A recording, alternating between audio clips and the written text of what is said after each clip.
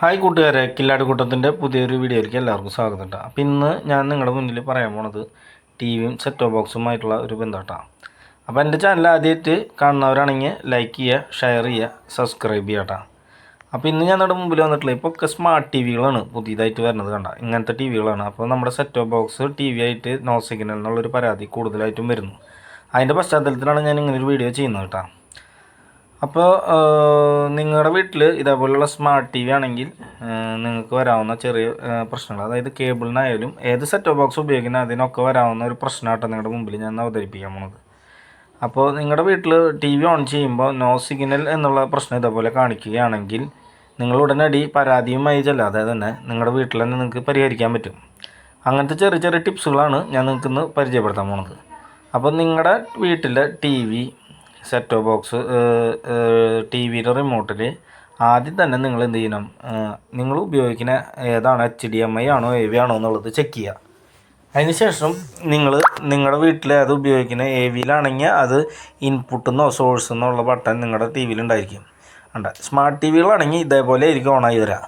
അപ്പോൾ അതിൽ നിങ്ങൾക്ക് ഹോം എന്നുള്ള ബട്ടണോ അല്ലെങ്കിൽ ഇൻപുട്ടെന്നോ അല്ലെങ്കിൽ ഒരു സ്ക്വയർ ബട്ടണിൽ ഒരു ഏരോ ആയിട്ടുള്ള ഒരു ബട്ടണോ എവിടെയെങ്കിലും കാണാനായിട്ട് സാധിക്കും. അതിൽ കൊണ്ട് ചെന്നിട്ട് നിങ്ങൾ ഏതാണ് ഉപയോഗിക്കുക, HDMI ആണോ AV ആണോ ഉപയോഗിക്കണമെന്നുണ്ടെങ്കിൽ അതിലേക്ക് ചേഞ്ച് ചെയ്യാം.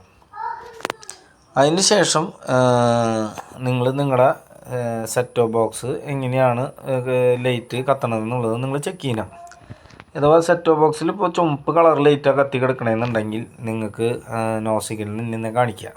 അപ്പോൾ അതിന് നിങ്ങൾക്ക് കാണിച്ചു തരാം ഞാൻ എങ്ങനെയാണ് ഞങ്ങളുടെ വീട്ടിൽ ചെയ്യണമെന്നുള്ളത് കേട്ടോ. അപ്പോൾ നിങ്ങൾക്ക് ഇതെങ്ങനെ ചെയ്യണമെന്നുള്ളത് നിങ്ങൾക്ക് ഈ വീഡിയോയുടെ മനസ്സിലാക്കി തരാൻ വേണ്ടിയിട്ടുള്ള വീഡിയോ ആണ് ഞാൻ കാണിച്ചു തരുന്നത് കേട്ടോ. അപ്പം ഈ വയസ്സായവരുള്ള വീടുകളിലാണ് കൂടുതലും ഇങ്ങനത്തെ സ്മാർട്ട് ടി വികൾ നമുക്ക് പ്രശ്നം ഉണ്ടാക്കുന്നത്. അപ്പോൾ അതെങ്ങനെയാണെന്നുള്ളത് ഞാൻ നിങ്ങൾക്ക് പറഞ്ഞുതരാം.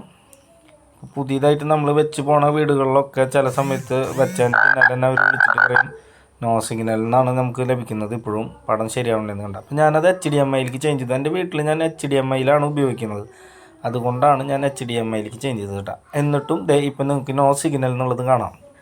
അപ്പോൾ വെറുതെ അതിന് മുന്നേ ഒന്നുമില്ല, വെറുതെ പ്ലെയിനായിട്ട് നോ സിഗ്നൽ എന്നാണ് അതിൽ കാണിക്കുന്നത്. അപ്പോൾ ഞാൻ എൻ്റെ അടുത്തത് നോക്കുന്നത് സെറ്റ് ടോപ്പ് ബോക്സാണ്.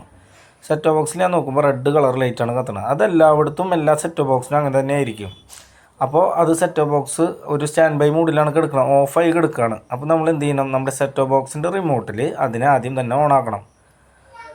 ഇപ്പം ഞാനത് ഓണാക്കിയപ്പോൾ എനിക്ക് കറക്റ്റായിട്ട് എൻ്റെ ടി വിയിൽ പിക്ചർ വന്നു. ഇത് പഴയ ടി വികളിലൊക്കെ ഇങ്ങനത്തെ പ്രശ്നങ്ങളില്ല കേട്ടോ. ഇത് കണ്ട, അപ്പോൾ പുതിയത് ടി വികളിൽ ഇങ്ങനത്തെ പ്രശ്നങ്ങൾ കൂടുതലായിട്ടും കാണപ്പെടുന്നത്. ഇപ്പോൾ എൻ്റെ ടി വിയിൽ പടം വന്നു. ഇനി അഥവാ നിങ്ങളുടെ ഡിഷിനാണ് പ്രശ്നം എന്നുണ്ടെങ്കിൽ ഈ പടം വരുന്ന നോ സിഗ്നൽ എന്ന് കാണിച്ചതിൻ്റെ കൂടെ വേറെ എന്തെങ്കിലും ഒരു നമ്പറും കൂടി നിങ്ങൾക്ക് കാണിക്കും. ഞാൻ നിങ്ങൾക്ക് കാണിച്ചു തരാം കേട്ടോ അത് എങ്ങനെയാണെന്നുള്ളത്.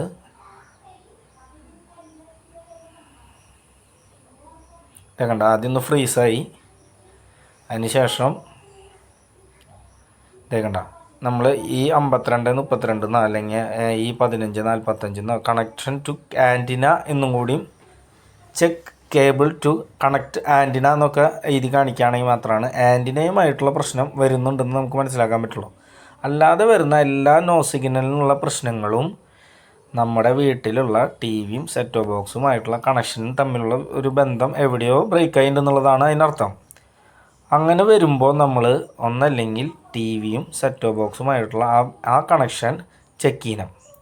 അതേപോലെ തന്നെ നമ്മുടെ സെറ്റ് ടോപ്പ് ബോക്സ് എപ്പോഴും നമ്മൾ കാണത്തക്ക വിധത്തിൽ വേണം നമ്മുടെ വീട്ടിൽ വെക്കാനായിട്ട്. എന്നാലാണ് നമ്മുടെ ഈ റിമോട്ടും സെറ്റ് ടോപ്പ് ബോക്സും തമ്മിൽ നമ്മൾ എന്താണോ അതിൽ റിമോട്ടിൽ കൊടുക്കുന്ന ബട്ടൺ അമർത്തുന്നത് അത് കറക്റ്റായിട്ട് അതിൽ വരുള്ളൂ.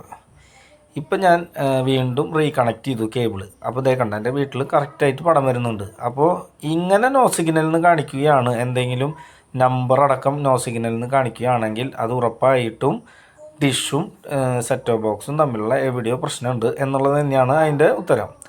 അതല്ല വെറുതെ നോ സിഗ്നൽ എന്ന് കാണിക്കുകയാണെങ്കിൽ അത് ടി വിയും സെറ്റ് ടോപ്പ് ബോക്സുമായിട്ടുള്ള ബന്ധം എവിടെയോ വിച്ഛേദിക്കപ്പെട്ടിട്ടുണ്ടെന്നാണ് നമ്മൾ മനസ്സിലാക്കേണ്ടത്.